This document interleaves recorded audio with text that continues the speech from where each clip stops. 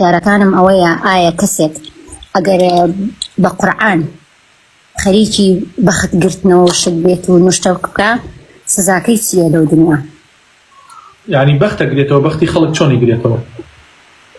قورعانەکە شێوازی قورعانەکە بە شێوازی عەکسەوە ئەیگرێت، ئەجا بەختی پێگرێتەوە نوشتەشی پێکات. بەختەکە وەکو چیەڵێ تۆ شۆکەی شو ناکەیت ئاوا؟ وای پێڵێ بۆ نمونە داهاتی دابینەکات وەڵێ تۆ لە ماڵی ئاوات بەسەرێت و ئاو هات لێت و منەو کەسەکەیتا باوەژنی خۆمەیتا خەریکی ئەو شتانەیە وتم زانم سزاکەی لەو دنیا چییە.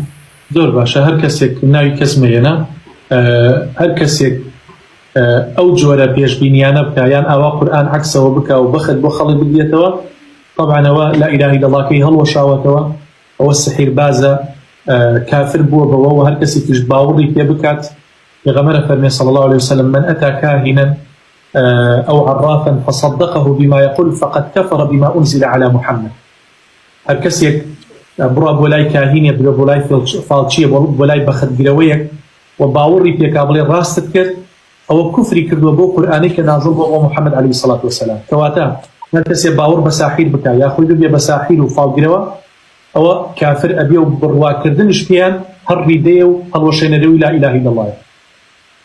بەڵێ ماوسەیان دەستەکانت خۆشە، بەس ئێمە زۆر یعنی هەنێک کەس زۆر پێیوتۆ گوناح و ئەم شتانە ئەڵێ گوناح نییە، شتی وانیەوە یعنی قەناعەتی خۆی پێی گوناح نییە. نەک گوناح نییە، ئەو کەسە لە ئیسلام دەرئەچێ لا ئیلاهە ئیلەڵڵاکەی هەڵوەشێتەوە. لا يعلم الغيب إلا الله، الله نبي كز غيب نازانية. إسلام من نازانم مناڵەکانم لە ماڵ، ئێستا من لە ژوورێکی تایبەتە، ئەوانش لە ژوورێکان لە ماڵەکان نازان ئەوان چێکەن. یەکەی ئەگەر ئەو شاشەیە نەبێ ئەوانش نازانن من چێکەم. یەکەی ئێستا کەستان نازانن چێ لە دەوروبەری منە، چی لە دەوروبەری منە، چکە نایبینن.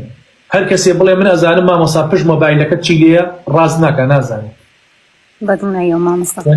هەر کەسێ ئەو ئیدعایە بکە ئیدعای غەیبی کردووە، بۆیە هەر کەسێ ئیدعای غەیبی کرد پێش چۆن بڵێ فاڵی گرتەوەتی تۆوات بەسەر دێ مستەقبەلی تۆوای دێت تۆ ناتوانانی شوکە یا شوکی تەلاقت دێ واوات دێت مناڵتە بێ مناڵەکانت ئەمرێ، ئەمانە ساحیرن کە هەنن، ئەمانە هەر هەمووی مرتەد بوونە و لە بابی ڕیدەیە خۆیانە بینەوە.